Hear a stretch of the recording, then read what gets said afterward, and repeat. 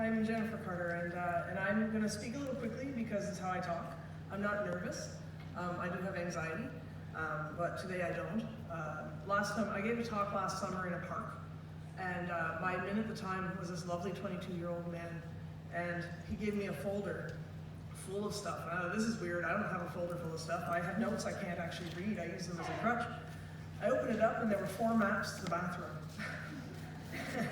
When I got back to work, I said, Vince, is this about, what was this about? He says, well, you have anxiety. I was afraid you'd have to use the washcloth. And I explained, that's just being over 40. That has nothing to do with my anxiety. That's a whole different ballgame. I've been at Crown Indigenous Relations and Northern Affairs. Prior to that, it was INAC. Prior to that, it was NC, and on and on. And in the federal government for 20 years. I've been at INAC for about 17 years, CERTA now. In 2012, I took over, I built a team from nothing with a deficit reduction exercise we were created. My team is, and you're going to really be interested, and I guarantee I'll get about 5 emails saying, oh my God, what do you guys do? So I'll tell you. Our name is FAME, which sounds really cool. And then I'll tell you what it stands for. It's Funding Arrangement Management Experts. We rue the day we called ourselves experts, by the way. But I've been very lucky to have this team, and this team is probably the reason I'm standing here right now, and not, at best case, living in my parents' basement in Elliott Lake.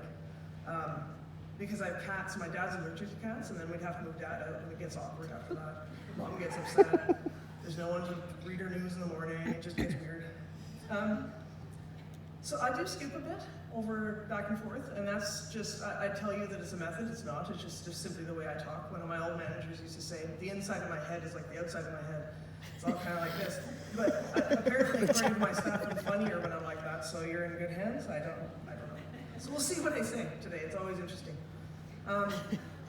So in July of 2014, I had spent a number of months being a public servant, management person running the national cuts to Indigenous programming for Indigenous representative organizations, and I don't know how many of you do math. Managers, we're not always good at math, but I know there's at least somebody from CRA. So we had a budget of 0, and we had to remove $100 million and have $20 million left over. So I'm a policy person, and even I couldn't make that work.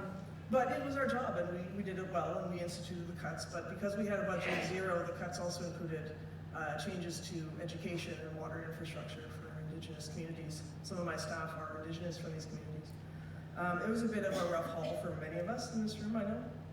And being middle managers, it ends up being a little challenging in a different way that not everyone understands, because we don't actually have control over the decisions. We implement them well, and we give a good attitude, and that's what our job is.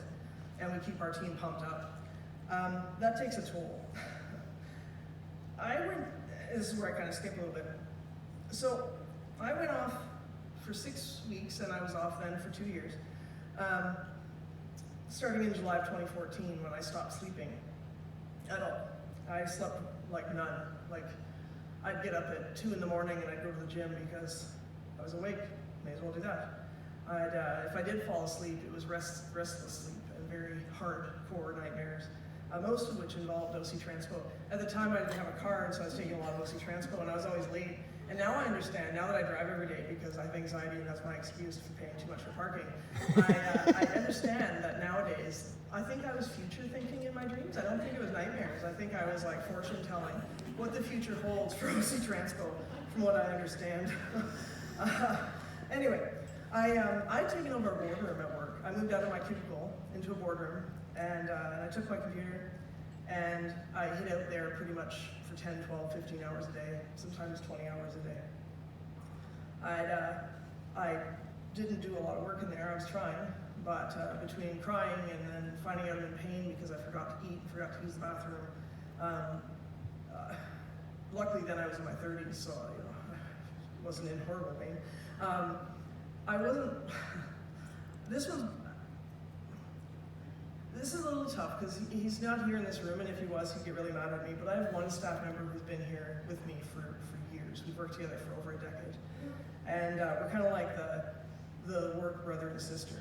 And he walked into that room on the 31st of July in 2014, And he said in his way, "Jennifer," he said, "you have to go to your doctor right now, or I'm going to drag you there by all your hairs," which sounded terribly painful. But it turns out all of his complimenting me on my weird hair designs, which was basically pinned up and greasy, and telling me that my shoes are finally flat, so I'm shorter than him and better, and he likes that. Those weren't compliments, those were him checking on me and seeing if something was up. I had, no one else actually tried to help, I'll be honest. I don't blame people, I'm not angry about that. I'm hurt in that I think that nowadays people know more, and I kind of wish that, not that I wanted it to happen now, but maybe I do, I have a nicer house. But I think that there's a lot of fear back then, and there's still fear now, and I'll get into that a little bit, for management in terms of saying something's wrong with my high performer, I've got to go talk to them, and I might have to send them home. But I need them here.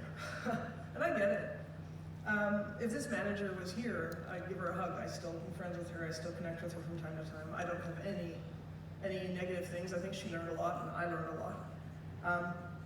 And I just hope that next time when something happens, she knows a different way to approach things as I would too. So I went off to the doctor, and I was sent to the hospital, and I was diagnosed with, remember I'm a high performer like you guys. I was diagnosed with major depressive disorder, and generalized anxiety disorder, and post-traumatic stress disorder, and a blood clotting disorder, all from probably stress. And I had to learn to sleep again from zero. I hear they do that with children. I have cats, so I don't even bother trying.